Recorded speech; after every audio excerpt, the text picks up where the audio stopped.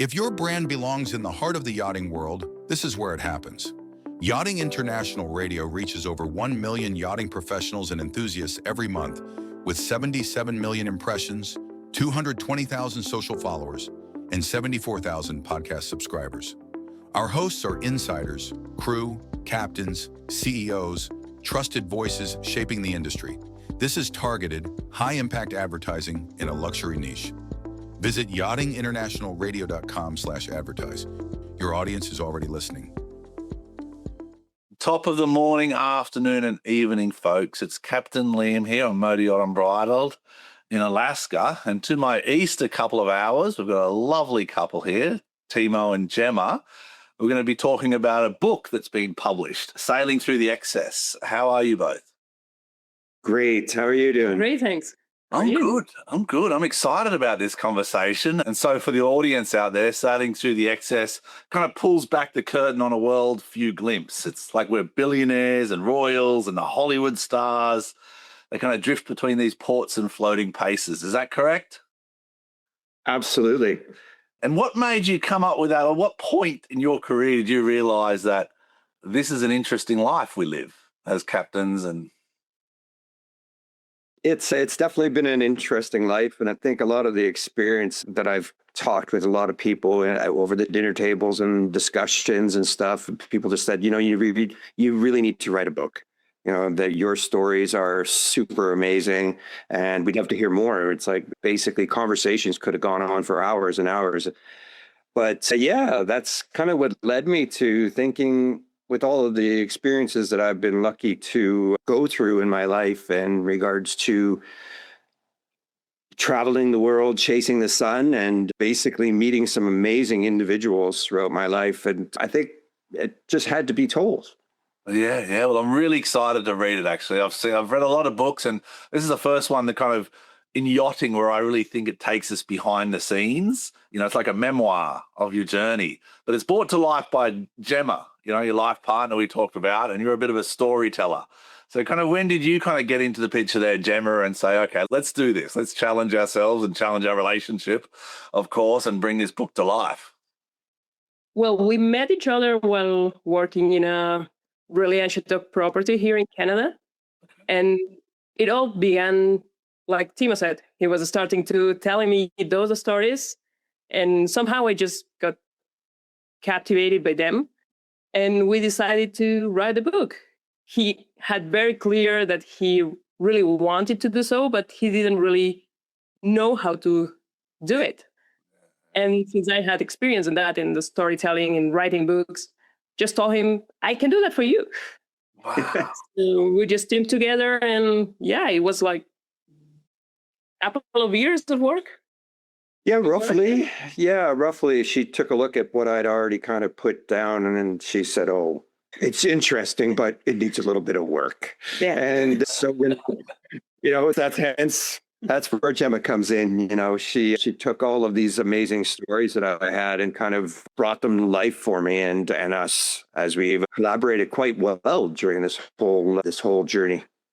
To be honest, it was like amazing stories, but they were not connected to each other.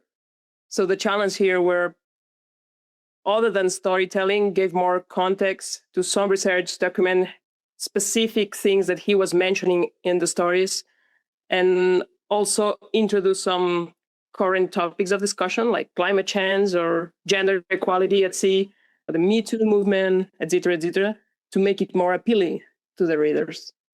Yeah, absolutely. I mean, the gender inequality at sea is fascinating. It's one of the things that really upsets me in my career. I see you just saw a female, our second officer is a female on deck, and I'm like, we need to have a balance. We can't have this inequality on these bridges, and on deck and different departments. Important. Absolutely. So that's a big point, but it kind of, Timmo, this is a bit of an unknown. You've left a very comfortable life at sea as a successful captain and mariner. And you've kind of stepped into this writing of the book. Can you give us a little image? Is it kind of you sitting there with the sun, with a big long beard, with a typewriter, or is it notes on the balcony with a glass of wine? Just give the audience an image of what is the author Timmo look like in your space, if you don't mind sharing. Yeah, well, he definitely looks like probably one of the latest PRs that we put out over Instagram would be definitely me sitting back with the laptop and probably more with an espresso and just basically working away and enjoying the sun. Wherever it's sunny, that's where I'd like to be. But I'm in Canada right now currently, but yes. Well, No, it's beautiful here where we are right now up in the Rockies. We've been pretty lucky and we're not experiencing a lot of the wildfires where we currently are, which is a big thing.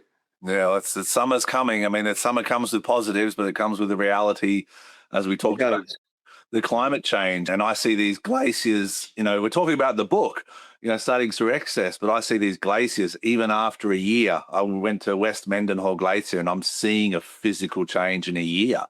And I'm like, oh, that's scary. I looked at the picture of my last year and picture of July this year, and I can see the change, even small, but it's a subtle, it's You important. definitely see it. I've had the opportunity to be up in Greenland too, up in Disco Bay, and watching what the environment is doing up there, and that's why we put it in the book as well. Yeah. So it was a part of the experience, but I just felt that people needed to hear about that kind of stuff and include that in the book as well. The environment change is really doing a lot to our world that we are ignoring, but they shouldn't. Yeah, absolutely. I mean, it is a government issue, it's a political issue, but it's also the people on the ground. It's the people who are fishing, catching fish illegally. Like, we had Alaska Fishing Game yesterday, and they were fantastic. And they're like, here's the rules, here's the parameters, call us anytime. We don't want fish brought on board that are too big, too small, and this is why. And I thought, that's where it comes down to, is these countries pushing the regulations to the people to understand that fish over a certain size are breeding fish. Fish under a certain size are not worth filleting and eating. So it's the fine line. So now tell us a little bit about the glamour. Everyone thinks it's the glamour of yachting. What's the biggest myth that you kind of feel when you deal with the billionaires and the royals and the celebrities? What's the biggest myth that you see? I think the biggest myth is that people kind of think they're on a 24/7 holiday. And that's, it's the fact that billionaires, royals, and celebrities, I mean, they work hard at what they do, and it's a 24/7 business for them. They're constantly in transit and constantly working on their brand. And it's an important thing for them to continually advance that. And I think a lot of that gets missed, where they tends to think that this must be a wonderful life, being able to party and go wherever you want. But there's always a cost for everything that you thrive for, and you have to be willing to commit yourself. And that's kind of what you see once you start working within the industry. You start to really realize that these people give up a lot to get to where they are. And in order to keep it, they have to continue to work. Yeah, very much so. I mean, I've worked with some wealthy Russians, and I see the workload, and they're always on the phone, and the kids are playing, and they're still on the phone on the swim platform, and Daddy, let's play. And I'm like, okay. And we entertain the kids, and the dad has an hour or two off a day, and that's their holiday, so it is. That is their holiday, absolutely. Yeah, 100% agree with that. Yeah, so people look at them and sometimes think how lucky, and it's like, well, that's a lot of work and a lot of sacrifice, and that's why, as a captain, I find it very special, the opportunity we're given to give these clients an opportunity to relax. And it takes them a couple of days, but once they settle into the different yachts they're on, they do find that space, and they're special moments that we create. That's the highlight for me. Yeah, it's definitely all about creating those special experiences for them, and giving them that small bit of time that they do have off, and giving them that service and bringing it to that level that's expected and taking it further. Yeah. And do you have a moment you could share that you go, people won't believe this? Do you have a moment that you can share? I know the book's there and I'm going to be reading the book, but do you have a moment for the audience to say, people just wouldn't believe this is real? There's a lot of them. For one, let's circle back to, I guess, my first yacht, and, coming up the stairs and hearing the music that's playing out of the salon, and it's sounding amazing. So walk in through the sliding doors and see there's David Foster on the piano with Quincy Jones and Kenny G playing the alto sax. And that was just an amazing experience. Something like that you need to really put in the book. Those are the things that have to be written down. And on top of that, it's one of those things where, those people lead into, they have a larger circle of friends as well, which kind of led to me meeting Oprah, which is really great. I didn't know that Quincy and her were really good friends. And yeah. What? Oh, yeah, even just those two stories you share, even I'm amazed. You know what I mean? Like, and we have some famous people on board a lot, and I'm just, every time I'm like, but they are humans. In the end of the day, They were. that's what I want people to understand. They want to be treated, treat them with respect, but treat them also as a human being, and be comfortable, be polite, have a good level of service, Absolutely. Yeah.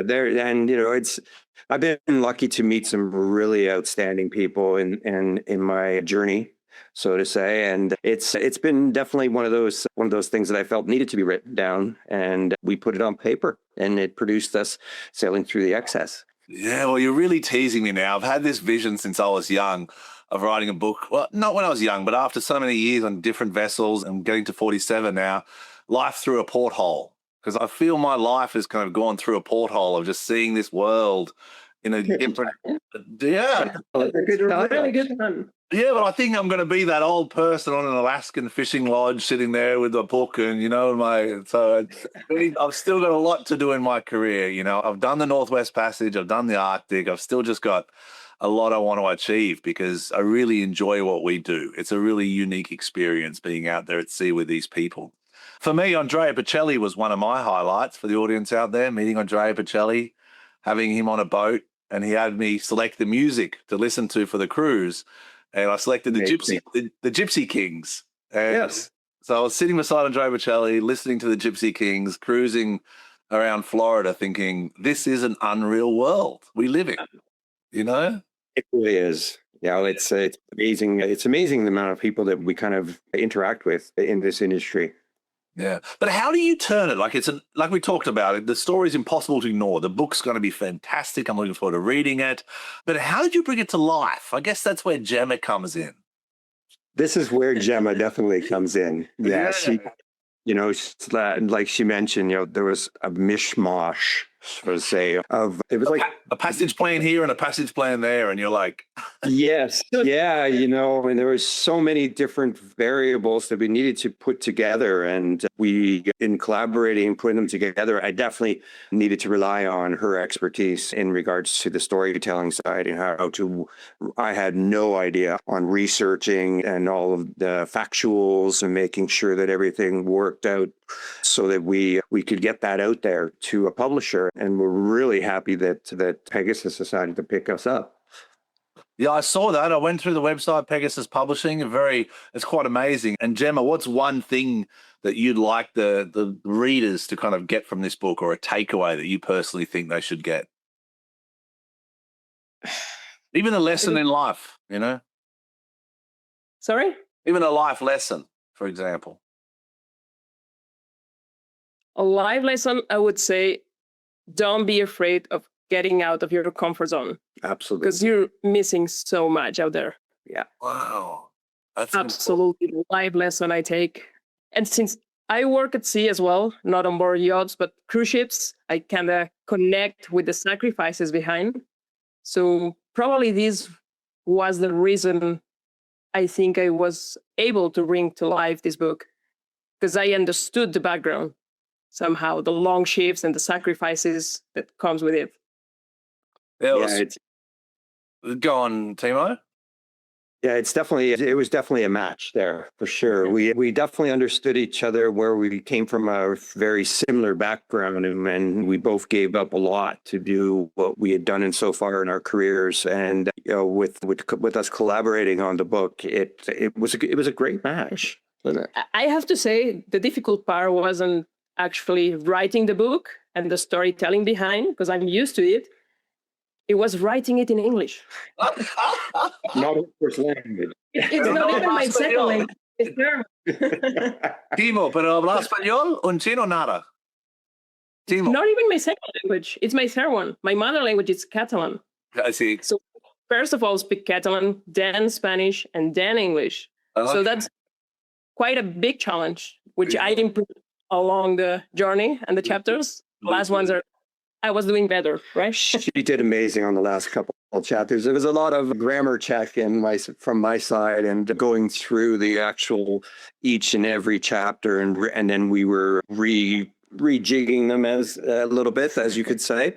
Yeah. But yeah, it was her English improved so much. Thank you. That the last couple of chapters was more me just saying, "No, you've got this. You know, we can go with this." Yes. And there's a lot to share here. I mean, it's wonderful to see you both together. I can see the energy between you. It's really symbiotic. And this book, I'm sure, would have, it would have had its highs and its lows, but it's definitely part of your journey in your relationship. And I think that's what people miss the most, is that bonding, that relationship. For example, the other day, I have my little captain's jumper here, and the other day, it's only a 60-meter yacht I'm on. But I was walking on the bridge, having my tea here this morning, and there was a big cruise ship beside me in Juneau. Huge cruise ship. And the captain was out on his bridge having his tea and with the same jacket. And we both looked at each other and waved at each other. And I'm like, that's the connection you miss at sea. You miss this human connection with people that understand the space. And, tell us your journey, Gemma. You mentioned cruise ships. How did you get into the maritime sector? It was just a crazy sudden decision. I've always got out of my comfort zone. I've changed career and locations so many times in my life. Every time I feel I'm not happy anymore where I am or with who I am, I just change it. And cruise ships just came to my life unexpectedly. It was a journey of 5 years, going from one side to the world to another one. It's small villages. There's lots to manage. It was a public relationships on board. It was quite of a journey, actually. What role did you have? Are you still on cruise ships now? No. I'm now a content creator. I use my background in hospitality and marketing, PR, to just bring into life stories while traveling. Wow, that's fascinating. I'm really interested in that now. I've started this journey of that social. It's only 2 years ago I started social media and different things, and then this captain's chat started. Similar kind of Timmo is I've met so many beautiful people on my journey at sea. And whether it's agents ashore, like in Panama, Alex Risi, a beautiful man who's an agent, and there's different people that I've said, you've got to tell your story. And that's where I've started this captain's chat. So it's an honor to have you both here. Well, thank you. Thank you. It's an honor for you to have us. Absolutely. Yeah, we definitely appreciate it. And Timmo, what's your journey? Is it from Canada, like from the Rockies that you grew up, or? Actually, I was born in Toronto. So like most East Coast people, you tend to want better weather. So we moved to the West Coast. And I mean, I've gone back and forth a few times, but then, I was lucky enough to be in the right place at the right time in regards to my journey into the yachting sector. After many years working in the hotel and restaurant industry in the hospitality land-based, and I was in the right place at the right time, and I just opened up a brand new wine and tapas lounge in Vancouver, and I had the PA from Dennis Washington come in that evening for dinner, and he was kind of blown away with what we were doing, and he felt that I would be an amazing fit to the yacht that he was kind of managing for the owner. And I thought, well, I know nothing about yachting. So at that point stage, it was a new thing for me. And we met in a major hotel downtown Vancouver, and we went through a wonderful lunch, and which led to going on to the yacht and meeting the owner and spending pretty much many hours there. And I just, I think when I stepped on board and walked into that elevated kind of environment, I knew right then and there, that is exactly what I was looking for, Wow. And how did the roles change? I mean, that was the first meeting, and what was your role on that yacht? And then it evolved from there? Yeah, this is before the interior manager role kind of evolved in the yachting industry. But back then I was a chief steward, just basically using my service knowledge and skills, and also having a culinary background a bit as well. Yeah. So that kind of role kind of fit for me. And, it led me to the Pacific Northwest, heading up to Stewart Island, and then spending some time before we actually went on our first full sea journey with the Test of Three, which kind of led to me meeting Oprah. Yeah. When you look at it, it was an amazing journey right from the start, and it was exciting. It was kind of what I was looking for in my career at that point in time, was to look for something different, get away from that, what the same thing that I had experienced over the past 20 plus years.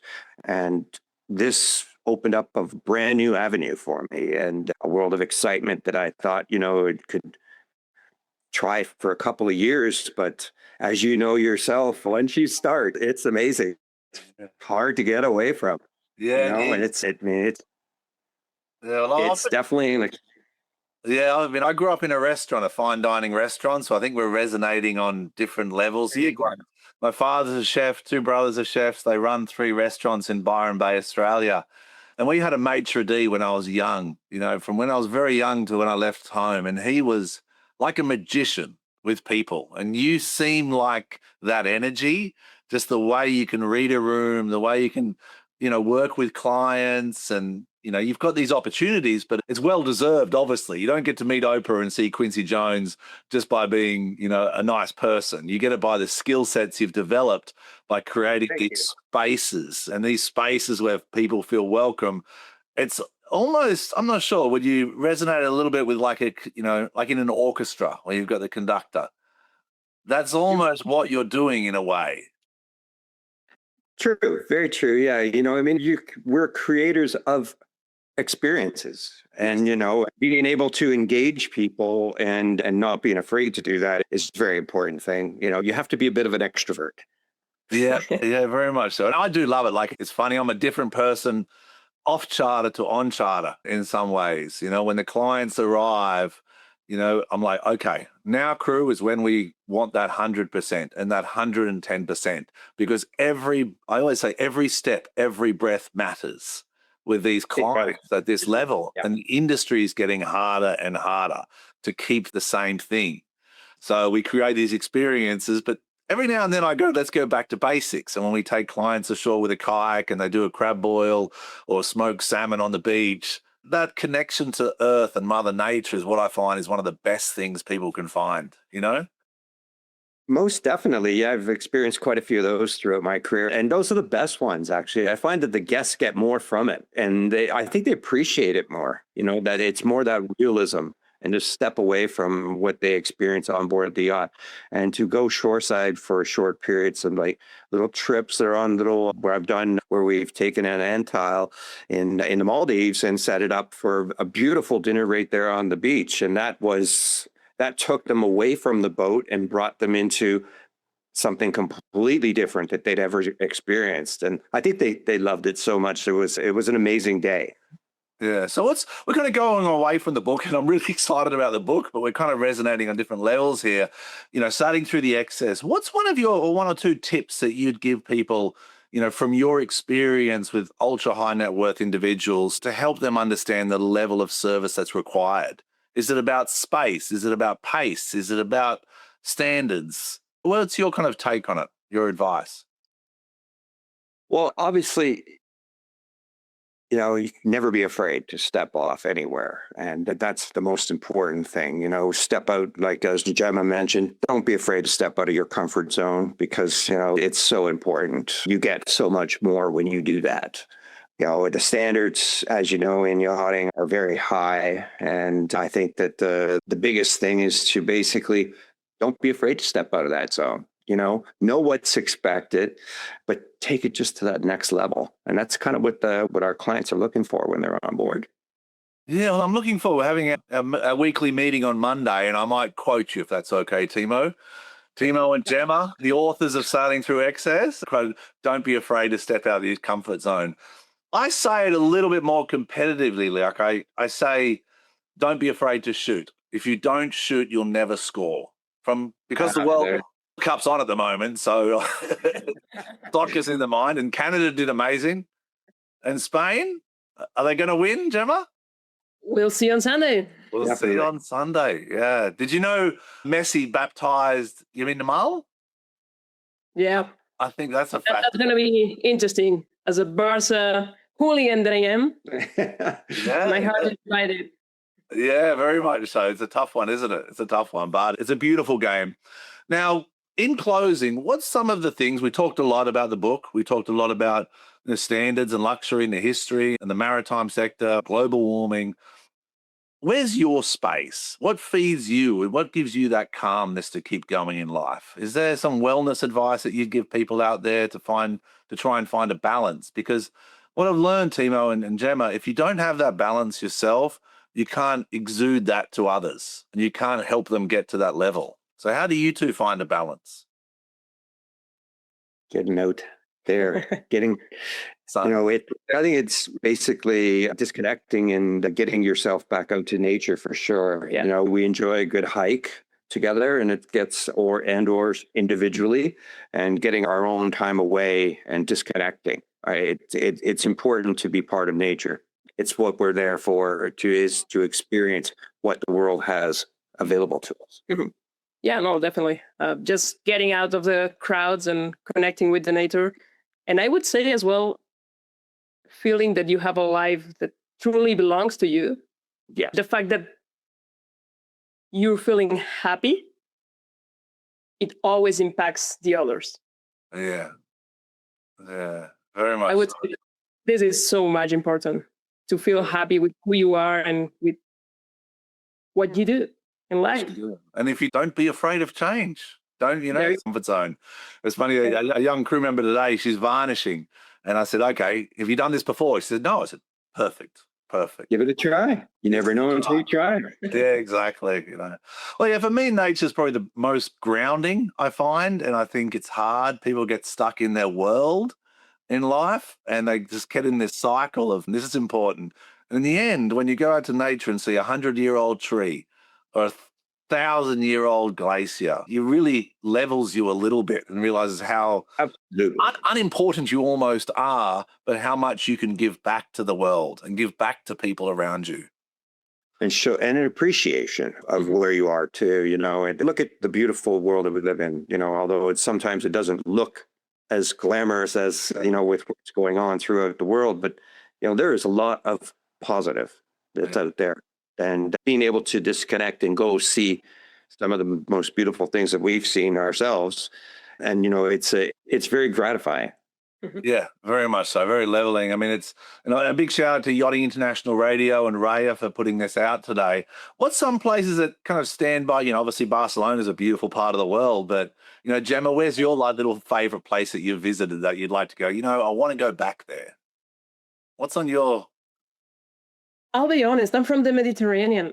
That's just the best ever in the world. You can That's bias. have good people, good weather.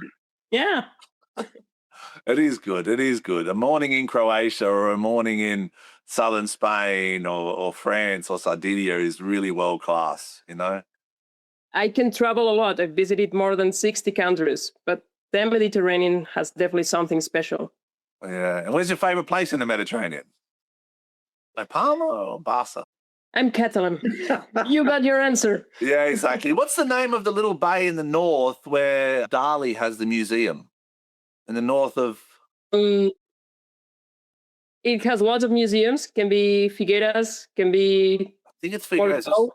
North of Barcelona, near the French border. There's a little bay there. We anchored up for about 3 or 4 days. Very Costa Brava, yeah. Yeah, that was special. Yeah. And yourself, Timmo, where's your whether it's a bucket list you want to go to or one of your favorite locations in the world? Well, I guess one of my most recent favorite location and would definitely have to be Southeast Asia. I had the opportunity before we were hit with the pandemic to, after finishing one of my last projects and a build, I decided to do a little bit more traveling, get a little bit more of my own personal time and disconnect from that. And Bali in Southeast Asia, we did Thailand, Vietnam. So, that to me gave me a true disconnect and brought me back to learning something that I really wanted to focus on, which was yoga. Yeah. So, yeah. And that's your first journey with yoga? First intense journey with yoga. Yeah, you really got to commit yourself. You're in the Mecca area there for sure. Definitely. I was in Bali and then went to a 30-day event in southern Thailand, which was great. Yeah. Oh, that's special. I did one. I've got to get back into it. I did one last year in Mexico with my mother. My mother's a Reiki instructor and done a lot of yoga and different types. And so we kind of put this week together where we're on the Sea of Cortez and we did a week of yoga. And it was probably the first time in my life I was like afraid, nervous, fearful. And it's that step out of your comfort zone. And after falling over a couple of times, I said, well, it's my journey in yoga. I don't need to do exactly what the instructor's doing. It's my body, and let me experience that the way I Absolutely. did. And he was really good. It was Troy Ardee from Trinidad, and shout out. But it was a unique experience. He's doing another one in Panama, so I'll probably join him there. But that's a week that you take for yourself, and it rebuilds you. Absolutely. Yeah, it definitely does rebuild you. I mean, for me, it definitely gave me an insight to actually really a whole lot of mindfulness, and it was a journey for sure. It was something I'd never forget. And I want to bring Gemma along with me next time. So we're gonna redo that to an Okay. extent. So we're going to definitely head back to Australia. Actually, we both decided that's one place that was not far from Bali as well. It's only like a 5 hour flight. So we're hoping to maybe do a little bit of a book tour down in the Southeast Asia area, and we hear the books selling quite well in Australia as well. So we're excited about that. Well, have you heard about a little town called Byron Bay? Absolutely. One of the people that when I left Vancouver, who's a really good friend of mine, he's in the book as well. He actually got married, and his wife is from Australia, from Byron Bay, and that's where they live now, actually. So it'd be great to catch up with Jay. It would be really amazing. Yeah, well, my family owned a restaurant there called Fig Tree Restaurant, and it's one of the biggest wedding venues in Byron Bay. And Byron Bay Weddings is the company. And yeah, when you're there, I look forward to maybe, we'll put you in contact with a family, but it's a special part of the world. Great. I grew up there and I'm still looking for a place like it. And it's that saying, I have it on my home. I live in Dominican Republic and we have a house in Montreal, but I have this saying in my home: I've traveled the world in search of what I need and I return home to find it. And There you go. that's that saying, you keep looking and, home is where you're comfortable, I guess. But a place like Byron Bay definitely is a special part of the world. But we're looking forward to going and visiting. So Yeah, we'll give you heads up. we'll definitely know giving you a heads up. Yeah, when are you going to go? What time of year you think? Still deciding. I don't have those. Yeah, I think, well, especially not when it's too hot. Yeah. We know that it can be a Crowded. bit, yeah, exactly. We want definitely trying to avoid it when it's crowded, for sure. Yeah, that spring's nice. And are there any projects in the world that kind of have your excitement right now in the luxury yachting sector? We know Four Seasons, we know Ritz-Carlton. There's a lot of excitement for me in the yachting sector that these boats are getting smaller, more exclusive. Yachts are getting bigger. Are there any projects you're excited about that you see? At the moment, no. To be honest with you, you mentioned the Ritz-Carlton one that just came out. That's very exciting to see that. Absolutely. And I think I just saw a conversion that just came out from what used to be a utility tanker kind of. And I found that to be very fascinating as that just came out. And I was like, wow, that's a great utilization, taking something old and rebuilding it into something, and instead of scrapping it, which I felt was one of the most productive that I've seen coming out of the yachting industry just recently. Yeah, there's one called Ulyssia. Have you heard of that? No. Ulyssa. Very interesting. Have a look at it. Life Without Boundaries. It's a project that's happening. I believe it's an Australian gentleman. I'll try and put you in contact with him. That's gone through the luxury service sector. Started as a dishwasher in a restaurant, and now he's at the forefront of this vessel that's being created. It's in Florida, their office is. Okay. But I think you'd find it, being that high-end luxury market, this is a project that's coming out the next 3 to 5 years that's really going to, I think, change what people see as a standard. I'd love to connect with that. That sounds great. Yeah, well, I'll put you in contact. Anyway, we've got so much to talk about. Well, we have to finish this at some point. It's usually 15 to 20 minutes. But I think we've gone through a great journey on this Captain's Chat, and I'm actually really excited to watch this again and share it with my wife, and maybe even talk about my own book one day in the future, Life Through a Porthole, you know? Yeah, I mean, I'm pretty sure you've got some great stories to tell as well. But yeah, but not Barbara, you know, not Oprah, you know, Oprah.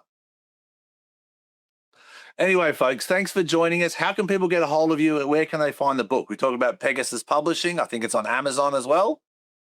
Absolutely, yeah. It's you got it on bookshop.org and rarewaves.com. Goodreads got it as well. But the fastest way to pick it up, well, of course, you can pick it up directly through Pegasus. You can order it straight through their website. But the fastest way to get it, of course, being Amazon Kindle. Okay. Amazon Kindle, really interesting story. Sailing through the excess, it really pulls back the curtain of luxury kind of yachting. And it's kind of a memoir from Timmo, and kind of the story's been brought together by Gemma. We're wonderful to have you here, Gemma. And thank you very much, Timmo and Gemma, for your time. Check out the book, everyone, and stay safe. Enjoy Mother Ocean. Thanks so much for Thanks for having us, Liam. That's awesome. Thank you. Pleasure. Have a great Pleasure.